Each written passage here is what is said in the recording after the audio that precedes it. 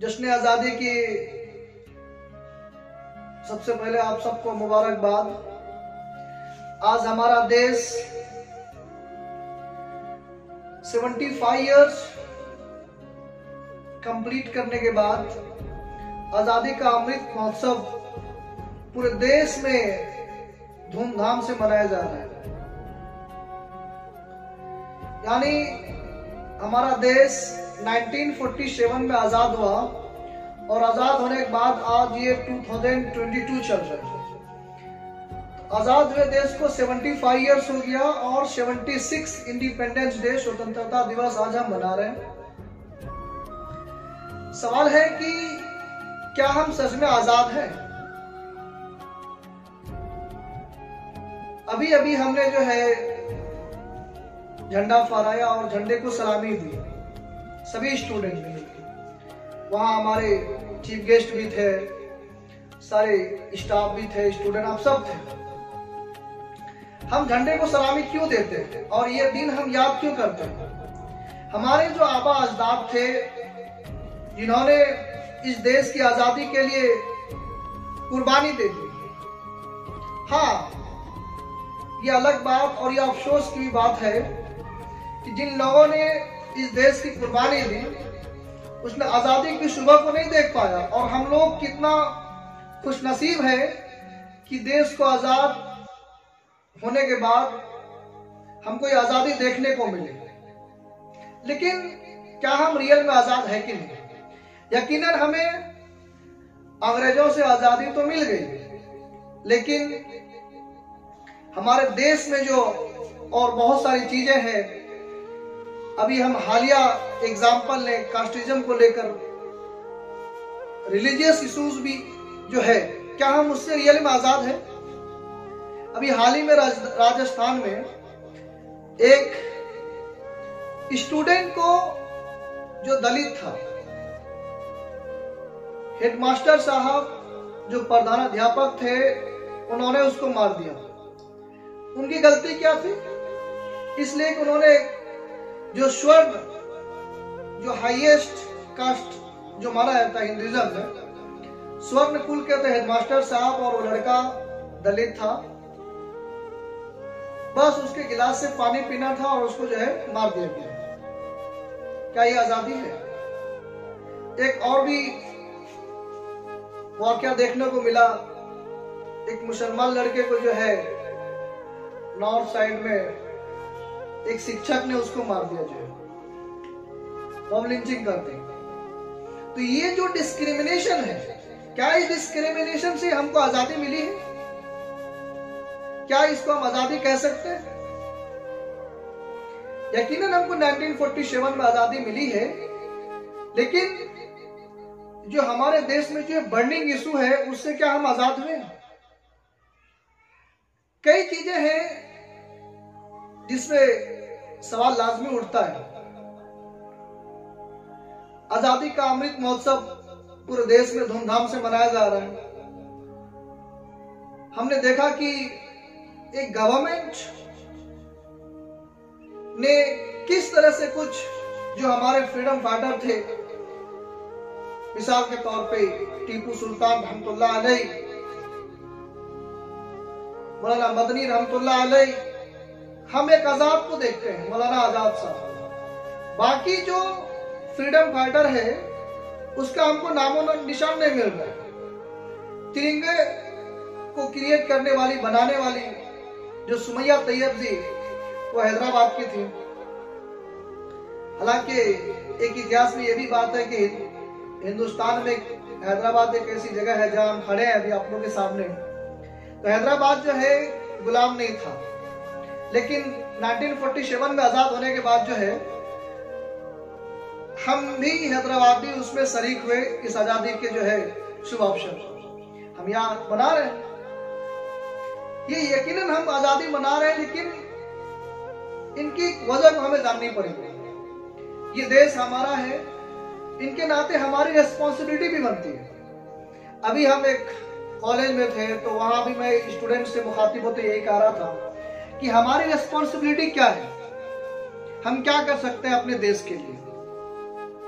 सिर्फ झंडे को सलामी देकर हम अपने देशभक्ति को साबित कर सकते हैं, या हर घर घर तिरंगा लगाकर हम अपनी देशभक्ति को साबित कर सकते हैं, या मैंने यहाँ पे तिरंगा लगा लिया तो हम बड़े देशभक्त हो गए। हिंदुस्तान का एक प्राइम मिनिस्टर जितना बड़ा देशभक्त है, उतना ही बड़ा देशभक्त इस मुल्क का हर देशवासी है। चाहे कोई फल बेच रहा है, चाहे कोई मजदूरी कर रहा है, कोई लेक्चरर है, कोई इंजीनियर है, कोई डॉक्टर है, चाहे वो कोई भी हो, इस देश में रहने वाले सभी देशवासी उतना ही देशभक्त है, देशप्रेमी है, जितना कि एक प्राइम मिनिस्टर। तो हमारी रिस्पॉन्सिबिलिटी बनती है कि जो चीजें हमें नहीं दिख रही है उसे हमें दिखाना है। आपने फजले खैरवादी को नहीं दिखाया, आपने मौलाना हुसैन अहमद मदनी को नहीं दिखाया, सईद अहमद देहलवी को नहीं दिखाया, आपने जो है सुमैया तैयब जी का नाम तक नहीं लिया। तो ये क्या है? तो ये एक तरह का डिस्क्रिमिनेशन है। ये जो हम देश की आजादी का सेलिब्रेशन कर रहे हैं सारे लोग, आज हम एक रूम में बैठे हुए हैं और हम इस पे बात कर रहे हैं और आप सब खामोश सुन रहे हैं। लेकिन इस रूम से निकलने के बाद हम ये आहत करेंगे कि हमारी रिस्पॉन्सिबिलिटी क्या है। अगर हम इस इंस्टीट्यूशन में है तो डिसिप्लिन, हमारे इंस्टीट्यूशन का जो लॉ है उसको मानना भी एक देशभक्ति है। आप इस मुल्क में रह रहे हैं, मुल्क की जो भी चीजें हैं, जो भी संपदा है इस देश की, चाहे वो सरकारी बस हो, चाहे सरकारी जो भी चीजें हैं, स्कूल हो, कॉलेज हो, सरकारी रोड हो, कुछ भी चीजें अगर सरकार की चीजें हैं, सरकारी है, तो वह हमारा है, ये हम रिस्पॉन्सिबिलिटी उसका लेंगे। उसे खराब करना ये सही नहीं है। आप उसको नुकसान पहुंचा रहे हैं सरकार की चीजों को, तो ये आप देशभक्ति नहीं भी है। आप एक बूढ़ी अम्मा को रोड से इस पार से उस पार आप कर दिए, ये आपकी अच्छी इंसानियत और देशभक्ति की अलामत है। देशभक्ति झंडा फहरा देने से नहीं होता है, बल्कि आप एक अच्छे इंसान कितना है और देश की सारी चीजों से आप कैसे इसको रिस्पॉन्सिबिलिटी के साथ निभा रहे हैं, वो देशभक्ति और देश प्रेमी है। हर लोग देश प्रेमी है, इसमें कोई शक नहीं है। सवाल ये है कि हम इस रिस्पॉन्सिबिलिटी को कैसे जो है निभा रहे हैं। एम्प्लॉयमेंट का इशू है देश में बहुत ज्यादा, उसको जो है हमें कैसे करना है, आज यूथ के सामने एक बहुत बड़ा चैलेंज है। मौजूदा वक्त धीरे धीरे आप डिजिटल की तरफ जा रहे हैं, तो हम डिजिटल रूप में कितना तैयार कर रहे हैं अपने आप को, ये भी एक बड़ा मुद्दा है एक यूथ के लिए। यूथ एक पावर होता है किसी भी मुल्क का जो है, और यूथ को चाहिए कि इस मुल्क की जो सिविलाइजेशन है, कल्चर है, तहजीब और तमद्दुन, उनको भी बचाए रखना हमारी रिस्पॉन्सिबिलिटी है।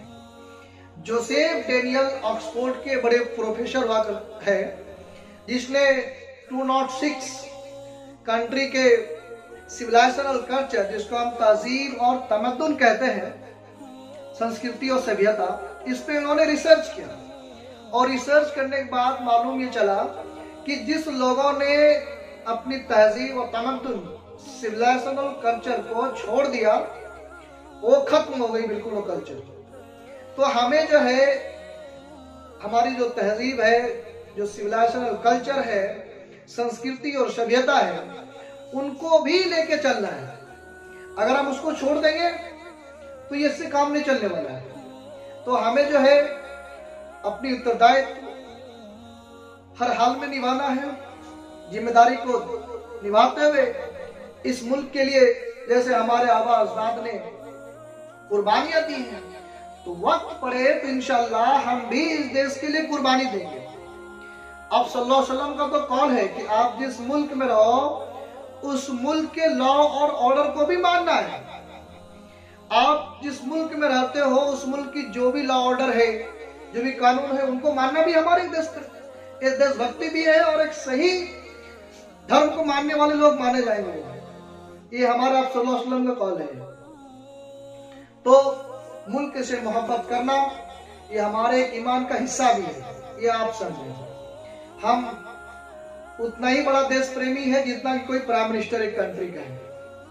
तो बात बहुत ज्यादा हो गई कॉलेज के बाद, फिर ये इंस्टीट्यूशन, यहाँ पे स्पीच, बस ज्यादा बात से ज्यादा अल्लाह ताला ने हमें जो है 2 कान दी है और 2 आंखें दी है और 1 मुंह दी है। तो जबान का काम है कम बोलना और ये दोनों कान का काम है ज्यादा सुनना, और सुन के अमल करना इंपॉर्टेंट है। तो इंशाल्लाह हम सब अमल करेंगे। और मैं अपनी बात को यही जो है खत्म करता हूँ। वाखिर दवा अल्हम्दुलिल्लाह रब्बिल आलमीन।